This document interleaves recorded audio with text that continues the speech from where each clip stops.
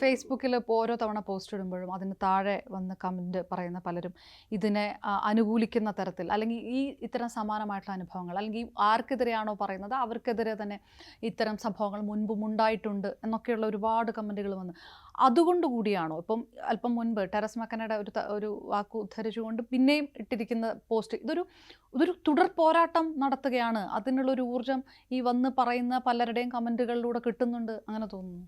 ഏ ഞാൻ പറഞ്ഞില്ലേ, എൻ്റെ മറ്റേ വാട്സാപ്പിനകത്ത് ഉള്ള എൻ്റെ സ്റ്റാറ്റസ് ഞാൻ പറഞ്ഞിട്ടുണ്ട്. അതായത് മറ്റുള്ളവരുടെ അഭിപ്രായം ഒരു ഫ്യൂവലായിട്ട് കണ്ടിട്ടാണെങ്കിൽ, if you take others opinion as you fuel, നിങ്ങളുടെ ജേണി അധികം ദൂരം പോവില്ല എന്ന് പറഞ്ഞ് മരബോളിയുടെ ഒരു സ്റ്റേറ്റ്മെൻറ്റ്, അതെനിക്ക് ഭയങ്കര ഇഷ്ടമുള്ളൊരു കാര്യമാണ്. എല്ലാവരുടെ അഭിപ്രായം കേട്ടിട്ട് അതിനനുസരിച്ച് ഓടാനൊന്നും അല്ല നിൽക്കുന്നത്. എനിക്ക് തോന്നുന്നത് ശരിയും തോന്നുന്ന സാധനം പറയാനുള്ളത് പറയേണ്ട സമയത്ത് പറയണം. ഇതൊന്നും പറയാൻ പ്രത്യേകിച്ച് ഒരു മുഹൂർത്തവും സാഹചര്യമൊന്നും നോക്കേണ്ട കാര്യമില്ലല്ലോ. നാട്ടുകാർ കൈയടിക്കോ ഇല്ലയോ എന്നുള്ളതൊന്നും അല്ല വിഷയം. പറയേണ്ട സമയമാണ് ഇത് ചില കാര്യങ്ങൾ എന്ന് തോന്നുകൊണ്ട് മാത്രം ഇത് പറയുന്നതാണ്. ഇതെന്നെ കൊണ്ട് പറയിക്കുന്നതുമല്ലേ.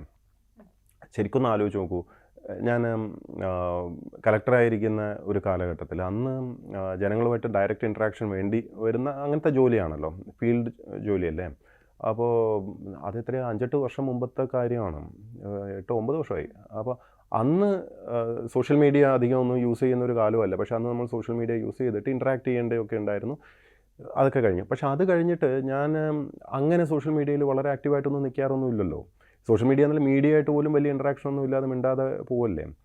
ഇതിപ്പോൾ I don't have an option. എനിക്ക് മിണ്ടാതെ ഞാൻ കൃഷി വകുപ്പിൽ പണിയെടുത്തുകൊണ്ടിരിക്കെ വന്ന് തോണ്ടി ഒരു വിഷയം ഉണ്ടാക്കിയപ്പോൾ ഈ പറഞ്ഞ തൊട്ട് മാതൃഭൂമി എന്ന് പറഞ്ഞൊരു പത്രവും 2 ഉദ്യോഗസ്ഥരും ചേർന്ന് വളരെ എളുപ്പമായി പോയില്ല. അങ്ങനെ ഒരു ഗൂഢാലോചനയൊക്കെ നടത്തി ഒരു ന്യൂസും പ്ലാൻ ചെയ്ത് സ്പിറ്റ് ആൻഡ് റൺ എന്ന് പറയും.